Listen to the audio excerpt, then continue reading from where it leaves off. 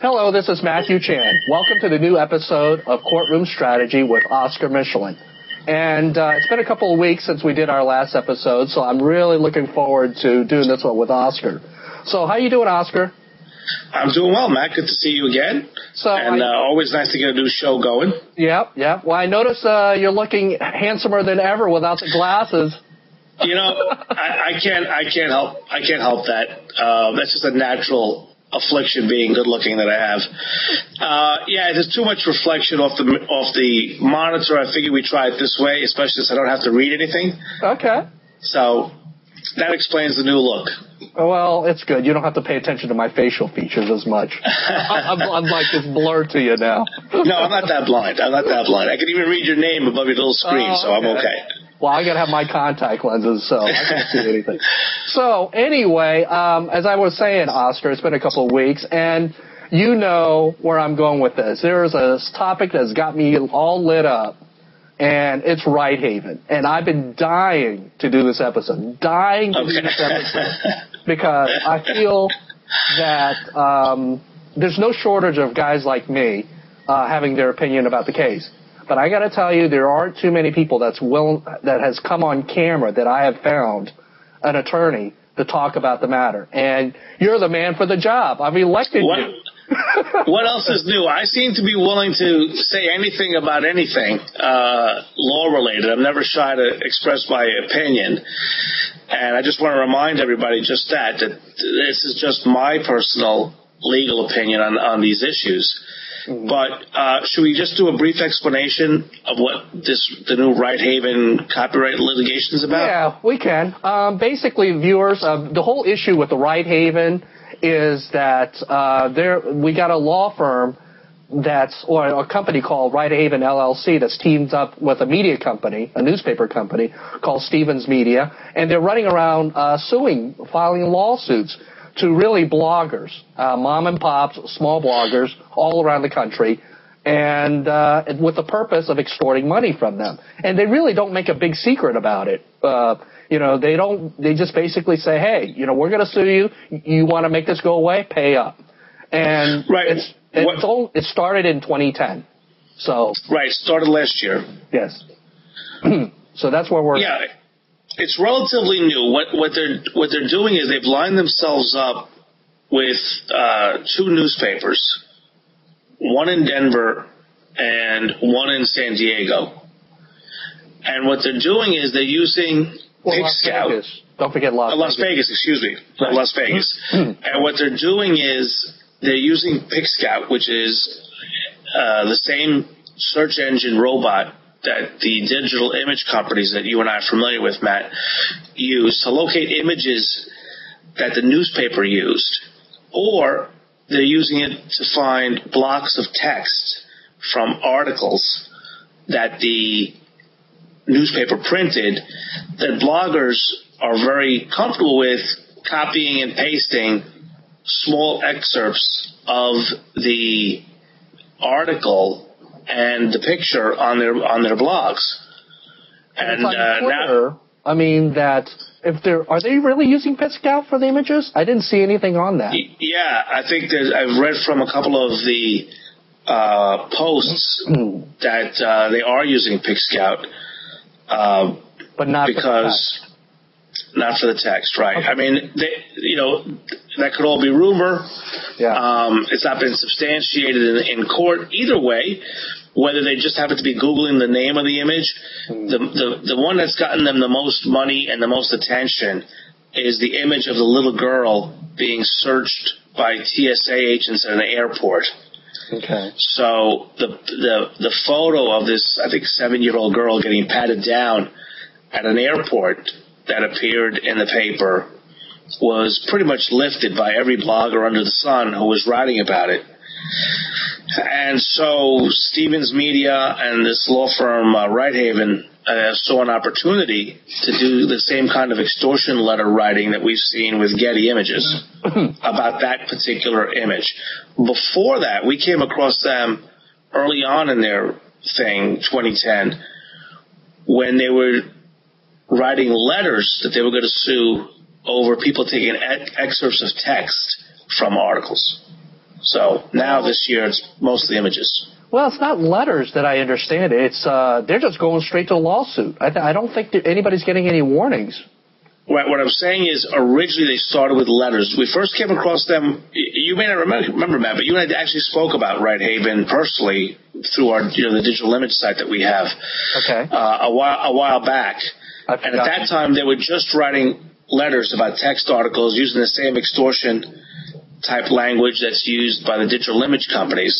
Oh. And then I guess when they didn't get a sufficient response to that, they stepped their game up and now just started filing lawsuits. And there's over 200 of these since last year. It's crazy. Right. And a fair number of them involve this picture of this little girl. Okay. Now, I do remember like a case or two that's recently has gone to court, and there's been a determination of what fair use is. Did you want to expand on what fair use is? Right. You see, well, a lot of folks get confused about fair use. And they think that it means if I'm not making any money out of it, I could use it fairly. Or even if I give you attribution to it, I can use it fairly. So two quick things about fair use. First of all, fair use is a defense in a copyright action. So that means that first you're found guilty of copyright infringement. Then you have the right to prove the affirmative defense of fair use. So it's not as if it's a guaranteed win against the infringement, because in order to apply it, you first have to be found guilty of infringement. Then you get to argue fair use. So that's the one thing that confuses a lot of people. Secondly, it has very, very limited applications, which are enumerated in the Copyright Act. Just a quick rundown. The idea is certain people should be allowed to use small portions of copyrighted material if they're engaged in certain types of fair activity.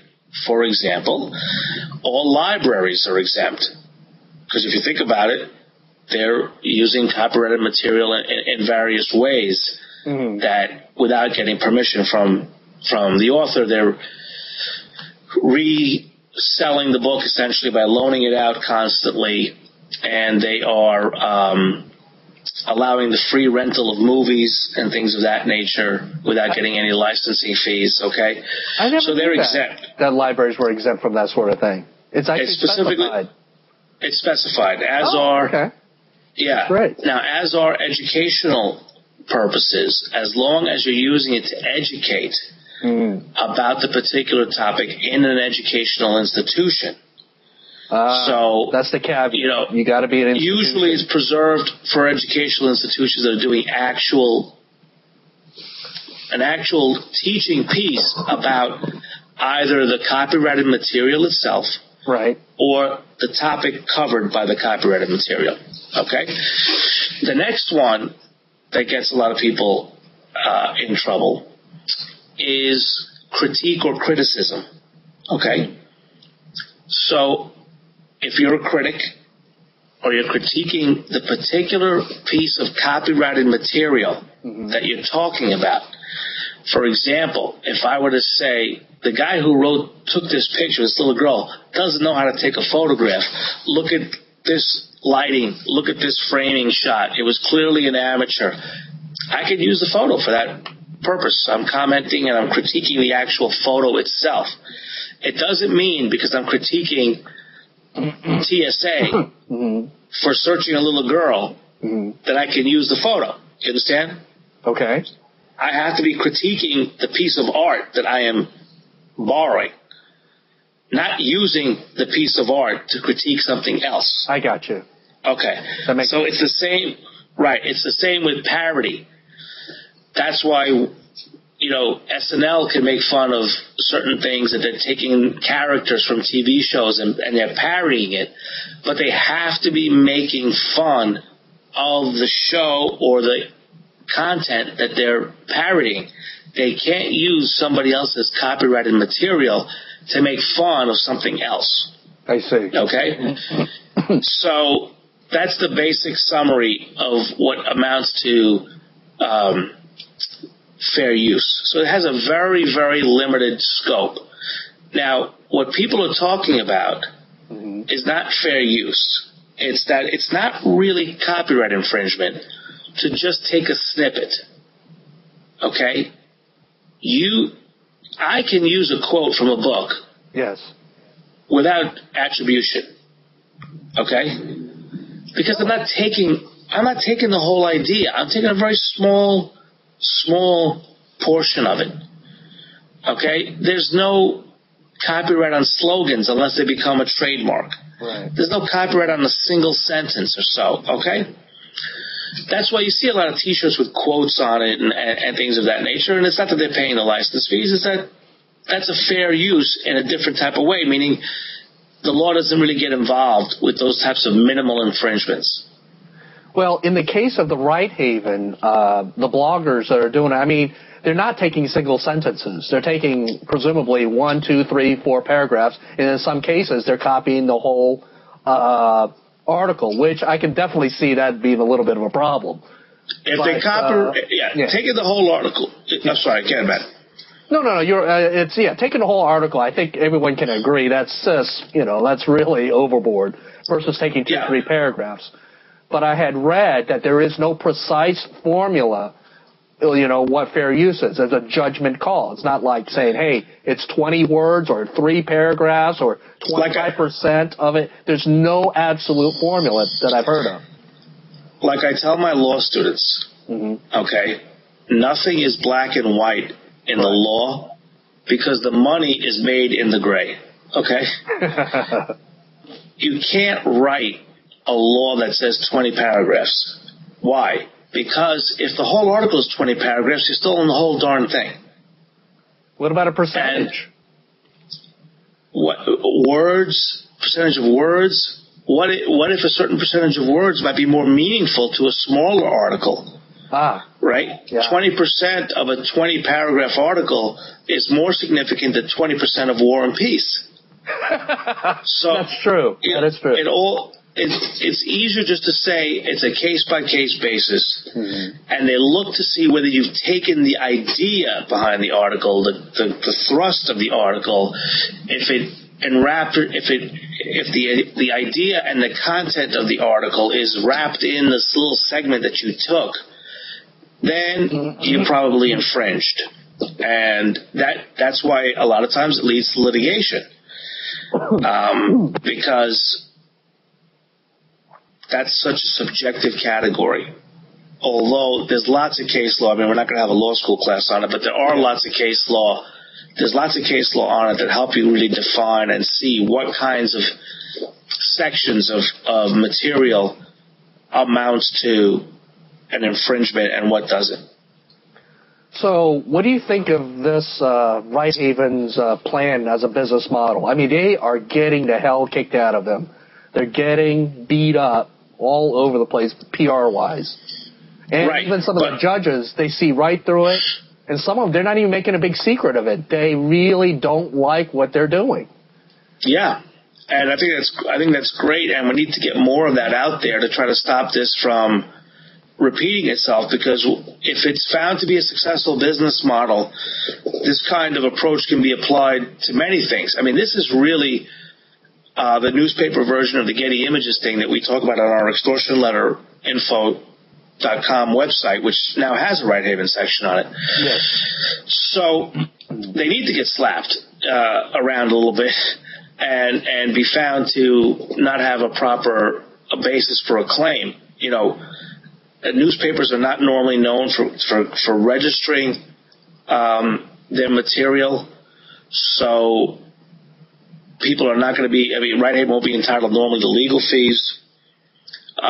They may now be registering more often their highly popular images or their more controversial or press-worthy articles.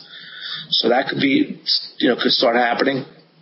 But I think overall, when judges look at this, they don't really like to be brought into court because somebody used a paragraph from an article in, the Las Vegas, Herald or whatever it's called. Yeah.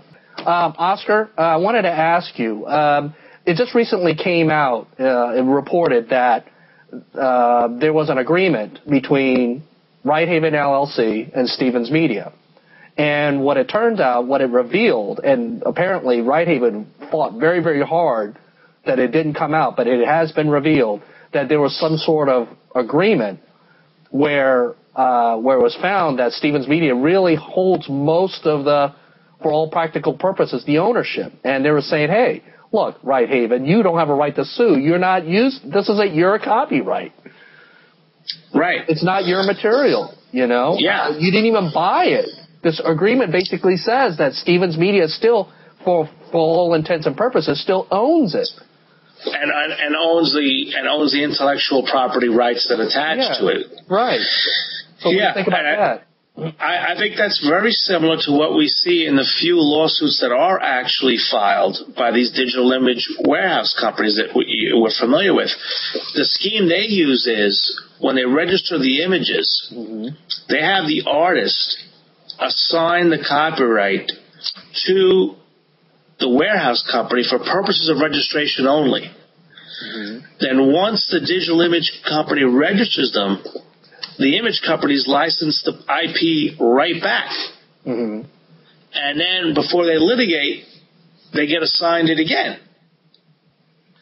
So it's kind of this game playing with the registration and the title to the intellectual property that is very similar to kind of the thing you see in those mortgage fraud cases that are popping up now where the banks don't even have the right to bring these mortgages. Always, if you get faced with these litigations, the first thing you should demand is the paper that proves that the person suing you has the right to sue. Yeah, you've brought that up before. That you've won some cases. You've brought this up before. We have. Where you discovered that these people didn't even have a basis to sue to begin with. They were registered improperly, or they weren't a good entity, or whatever you want to. Whatever. A lot of these companies form these little subsidiaries that they forget about. So let's say it'd be called Digital Image Company UK, Digital Image Company Photo Service Limited, and Digital Image Company US. And for whatever their business model is that particular year, they're operating under one particular entity. They acquire all these rights. Now 5 years go by, they file a lawsuit, and they're a new name. They forget, and you say, hey, this isn't you. That's a wrong entity. So you got to check. You got to make sure. And we were doing this before this came up in the mortgage fraud industry. To make sure that the person had the right title. Because starting out, the digital image companies say, we don't own these pictures, we're just the enforcers of the rights of the photographer. So that raises a little question like, well, how does that happen? The copyright belongs to the person who snaps the picture. And, let me see the assignment. What rights did he give you? What rights did he retain? And for how long? For what period of time? So, you got to first look at them.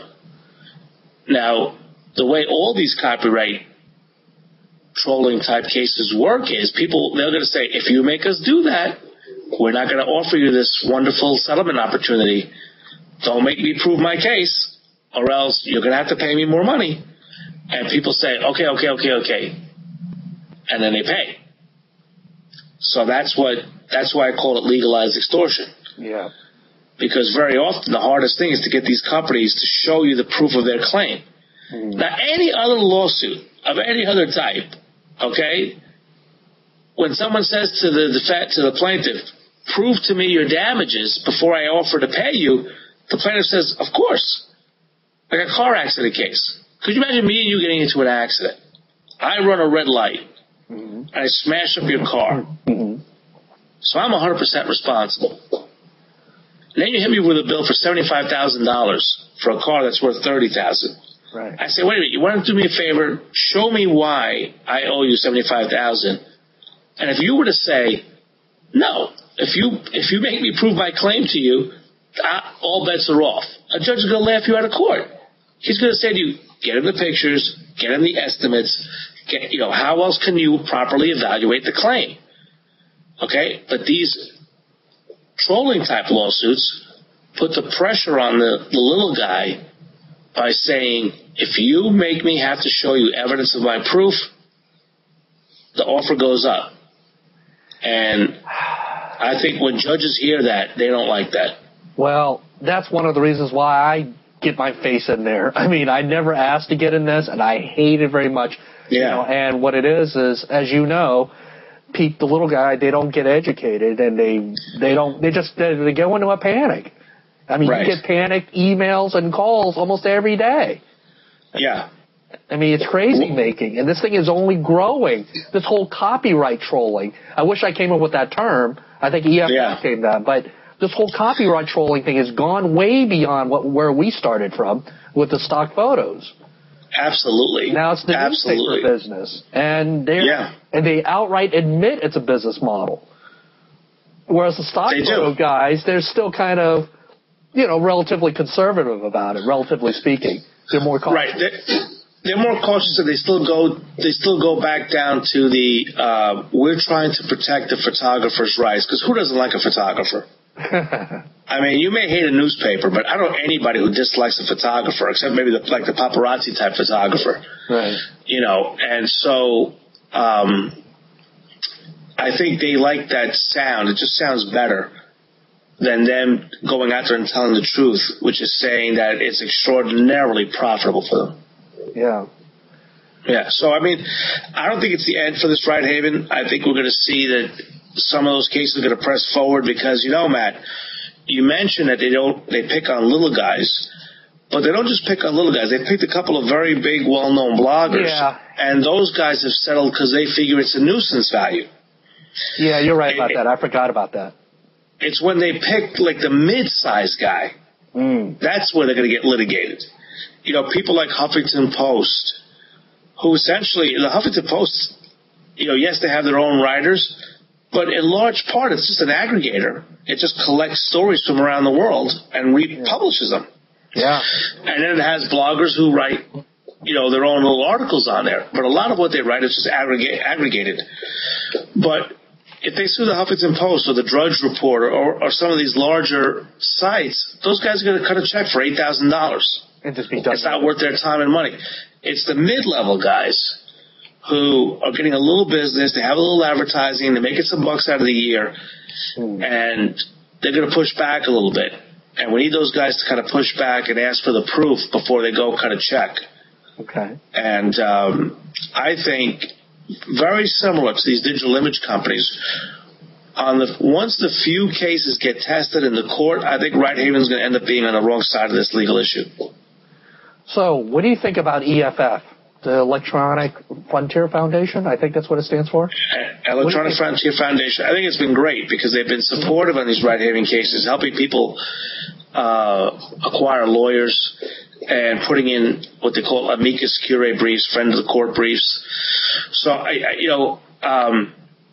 really think that people need to realize that these types of groups that try to fight collectively on behalf of smaller companies are very worthwhile. We all should contribute a little to them to help their cause, and it's one of the few ways you can get some balance. It's kind of like what we tried to do on a smaller scale with the digital image companies. Give people a way to fight back, provide information, provide a low-cost solution for them, and in fact, allow there to be a place where people can talk about it, generate ideas, and help each other handle the case, knowing that they're not by themselves.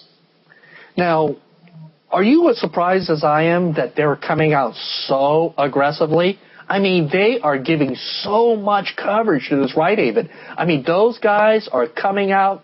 I mean, they're being so outspoken. They're writing articles on it. They're popularizing this term copyright trolling. I mean, these guys at EFF, it's mind-blowing to me how aggressively they're just fighting. I know. I do feel like saying, hey, where were you with the Getty stuff? We could have used your help. I'm glad to see that someone's fighting the bully, but you know what? We're getting picked on over in this schoolyard here, and, we could use a hand. Is the lawsuits. They actually pulled the trigger. Correct. I think that's a fundamental difference. I mean, they pulled it 200 times. And I think you hit something very, very important, because I think if periodically Getty threatens to start filing lawsuits, and we expect that they would pick a handful of our clients and start going after guys with 1 claim, 5 claims, 2 claims, like that, to quote-unquote send the message. I think this Righthaven LLC issue shows Getty that should they choose to do that, our clients are going to have another source besides us for assistance, and that EFF may come in with us on that once litigation hits. I think we'd be very, very much in line with their position, and that they would be willing to come and help us out and help our clients out. Not us, but help our clients out. Yeah, well, the one thing, because of this Righthaven thing, it just sort of made me want to go reach out to the guys at EFF, and I just sent a little small email saying, hey, do you know what's going on with the Getty Images and the whole digital stock photography controversy? And I got a short email back, which I forwarded to you. They're aware of it. So I think they're going to, more than likely, they're going to stay on the fence until, if and when, someone pulls a trigger, and to what degree. So, I don't know, my amateur opinion in watching this is that if enough lawsuits get up, their EFF is going to be like a woken giant. They're going to get up and say, hey, there's something else going on over here. Right. And for folks who face these copyright lawsuits from Righthaven or anyone like that, because I know a lot of people who watch our program are bloggers, and they don't realize that you just can't right-click, copy, save, and then put it into your blog, okay? So be very, very careful. Even if you're right, it's not worth facing Righthaven. So, use no more than a sentence. Give attribution.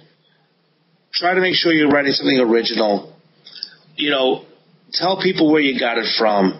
Don't even set up a link, because that's a bad idea. It takes you away from your blog post, and a lot of sites would like you to ask their permission first before you link directly to their article. So, just say, in today's New York Times on page 6, author Adam so-and-so writes about this topic, and he had a nice little quote. Boom. That guy's not going to bother you for that. Yeah. He's going to like that. Now, if you take 4 paragraphs and you don't give attribution, he's going to be upset. Because why is he sitting in his, cramped little apartment over his laptop for 40 hours trying to write something so that you could just right-click, copy, save, and put it down as your own? Yeah. So, just be careful, be smart, and be brief.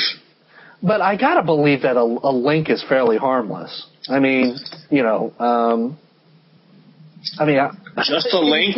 Yeah. Just saying, hey, just a link is fair. In this article, they say this. I mean, how dangerous can that be? It all depends. Maybe the Times won't sue you, but maybe the Picayune Sun-Times out of Toledo, Ohio, might, and hire Righthaven. Okay? Because maybe that newspaper's going out of business. And so maybe now, they want to start looking for ways to generate income outside of advertising and subscriptions. Yeah. So you don't know. You don't know. The newspaper industry is dying. So if they want to continue on that, I think that just speeds up things. It does, but at the same time, it brings in some quickly needed cash. Yeah. Okay. So got to be careful. All right. Well, Oscar, we almost run out of time. Now, to our viewers, this will not be the last time we talk about Righthaven. We just wanted to devote one episode to introduce the topic. It's still ongoing. There's still a lot of things happening. We're still learning more about it. And so that's where we are. Now, we have a discussion forum set up at Oscar's and my website, extortionletterinfo.com, which is dedicated to, up to this point, digital stock photography, the copyright infringement issues, and things along those lines. So, Oscar, any parting words before we leave this episode? No, but just make sure whatever parting words you use are your own, or that you give attribution. And we'll look forward to seeing you next time here on Courtroom Strategy. And please visit courtroomstrategy.com as well as extortionletterinfo.com for more information about what we're doing and for a variety of discussions on a different number of legal topics. Well, Oscar, I couldn't have done a better job ending the episode. So thank you. Thank you for listening, and we'll see you in our next episode.